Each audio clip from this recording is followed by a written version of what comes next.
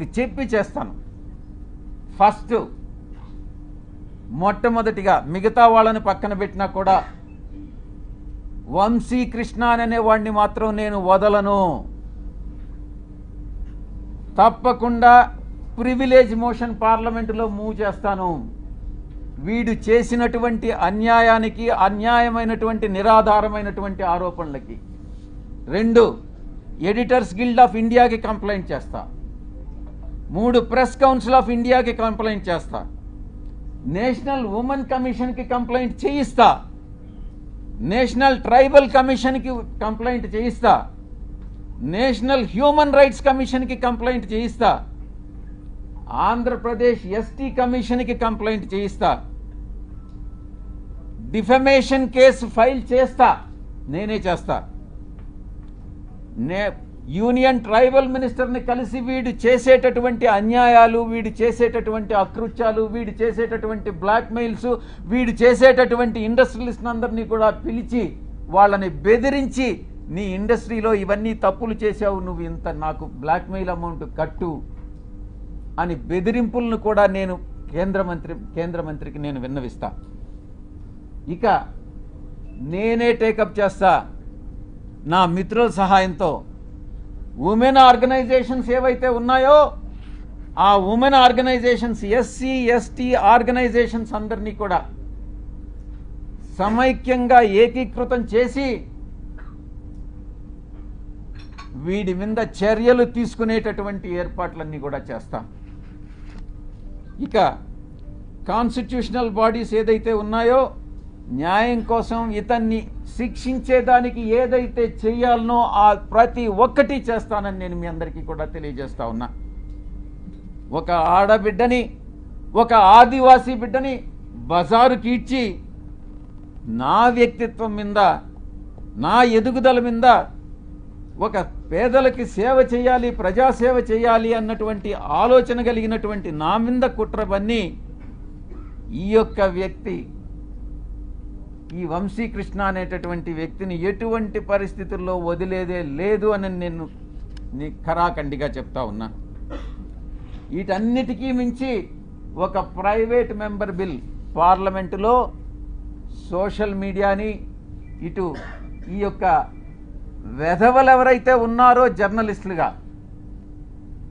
వీళ్ళని శిక్షించేటటువంటి బిల్లుని ఒకటి ప్రవేశపెట్టాలన్నటువంటి ఆకాంక్ష కూడా నాకు ఉంది అని నేను తెలియజేసుకుంటా ఉన్నా. ఇక అమానవీయ రీతిలో, మానవత్వం లేనటువంటి రీతిలో, ఇన్హ్యూమన్గా, అసహ్యకరమైనటువంటి రీతిలో, జుగుప్సాకరంగా మహా ఛానల్లో ఇష్టారీతిన మాట్లాడితే ఇక్కడ ఎవరు గమ్ముకుంటారు? నీకేమైనా ఒడుగున కొమ్ములు వచ్చాయా? నువ్వు ఒక అధికారంలో ఉన్నటువంటి ఒక సామాజిక వర్గానికి చెందిన వాడివని భయపడతామా? నోడల్ ఎంపీగా ప్రభుత్వ కార్యక్రమాలకు హాజరైనప్పుడు చాలామంది అధికారులు హాజరవుతారు, చాలా అడుగుతారు, చేయగలిగినవి అన్నీ చేస్తాం. నేను ఇక్కడ ఉన్నప్పుడు ప్రజా దర్బార్ నిర్వహించేవాడిని.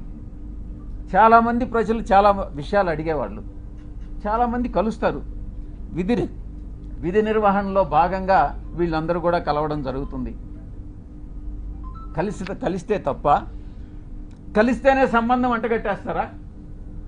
తారతమ్యాలు అనేటటువంటివి లేవా? వయసు అన్నటువంటిది తెలీదా? సహాయం కోసం 1-2 సార్లు నా కార్యాలయానికి వస్తే చాలామంది వచ్చారు, మీలో కూడా చాలామంది వచ్చారు. జర్నలిస్టులు కూడా ప్లాట్లు అడిగారు. నేను చేయగలిగిందంతా నేను చేశాను, విశాఖపట్నంలో ముఖ్యంగా. అప్పుడు జర్నలిస్టులకు తెలీదా?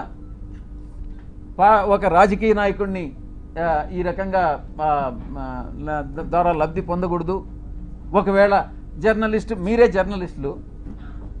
జర్నలిస్టులు మీకు ప్లాట్ లేదని అలాట్ చేసి ఉంటే, మీకు అలాట్ చేసినటువంటి వాళ్ళలో ఎవరైనా మహిళలు ఉంటే వాళ్ళకి నాకు సంబంధం అంట కట్టేస్తారా? ఏమైనా బుద్ధుండి ఏదన్నా బుద్ధుండి ఇటువంటి ప్రసారాలు చేస్తారా అని నేను ప్రశ్నిస్తా ఉన్నా.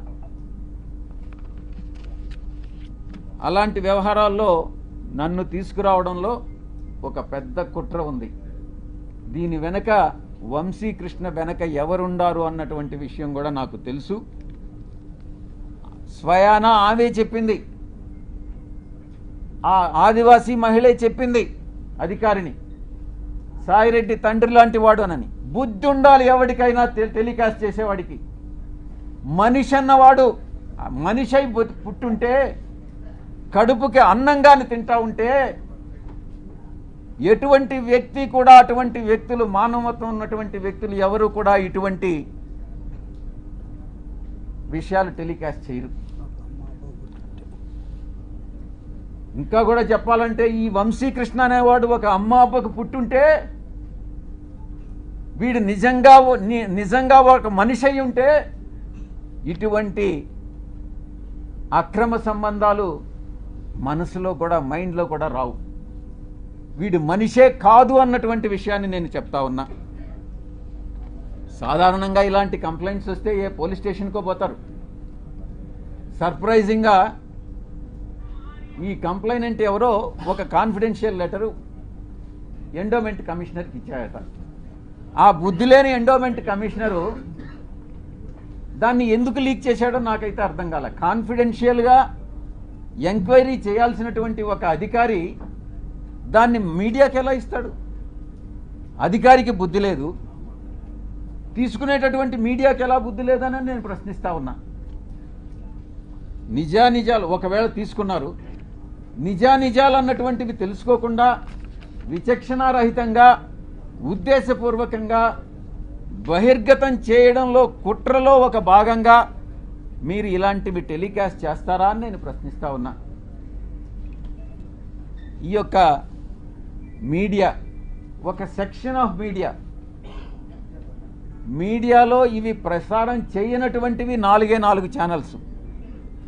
TV9 ప్రసారం చేయలేదు, 10 TV ప్రసారం చేయలేదు, సాక్షి ప్రసారం చేయలేదు, NTV ప్రసారం చేయలేదు. మిగతా అన్ని ఛానల్స్ ఏదో ఒక రకంగా ప్రసారం చేసినటువంటివే.